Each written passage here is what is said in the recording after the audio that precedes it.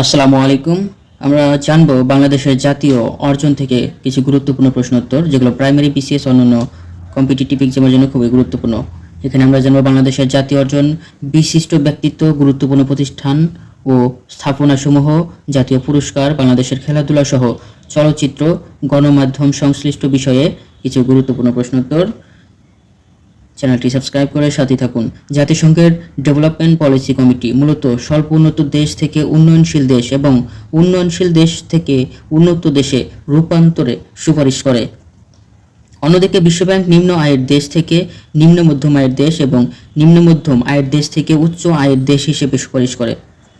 জাতিসংঘ 16 মার্চ 2018 সালে development policy committee এর 20তম ত্রৈবার্ষিক বৈঠকে প্রাথমিকভাবে বাংলাদেশকে স্বল্পোন্নত দেশ থেকে উন্নয়নশীল দেশ হিসেবে স্বীকৃতি দেয় এবং 26 ফেব্রুয়ারি 2021 তারিখে চূড়ান্তভাবে স্বল্পোন্নত দেশ থেকে উন্নয়নশীল দেশ হিসেবে স্বীকৃতি দেয়।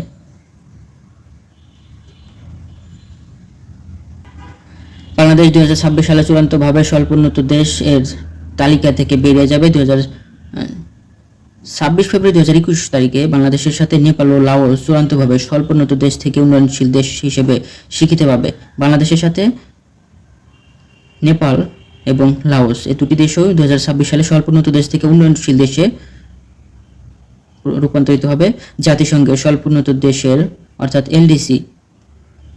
এলডিসি তালিকা প্রবর্তন করে 1971 সালের 18 নভেম্বরে।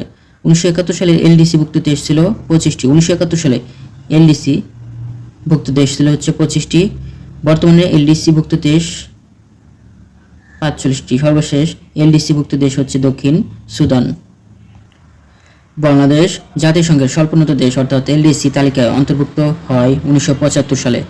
1971 সাল থেকে 2023 সাল পর্যন্ত 51 বছরে এলডিসি তালিকা থেকে মোট কতটি উন্নয়নশীল দেশে পরিণত হয়েছে? 7টি। সর্বশেষ 2023 সালে এলডিসি তালিকা থেকে উন্নয়নশীল দেশের কাতারে যুক্ত হয় ভুটান। জাতিসংঘের স্বল্পোন্নত দেশের তালিকায় যুক্ত হওয়া শর্ত হচ্ছে 3টি। জাতিসংঘের স্বল্পোন্নত দেশের এলডিসি তালিকায় যুক্ত হওয়ার 3টি শর্তগুলো হচ্ছে মাথাপিছু আয় সূচক জিএনআই, মানব সম্পদ সূচক এইচএআই, আর্থিক ভঙ্গুরতা সূচক ইভিআই। এই 3টি হচ্ছে জাতিসংঘের স্বল্পোন্নত দেশের তালিকা অর্থাৎ এলডিসি যুক্ত হওয়ার শর্ত। জাতিসংঘের স্বল্পোন্নত দেশের অর্থাৎ এলডিসি তালিকায় যুক্ত হওয়ার 3টি শর্ত।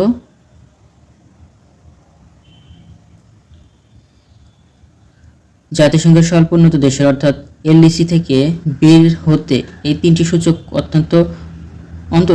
সূচকের অন্তত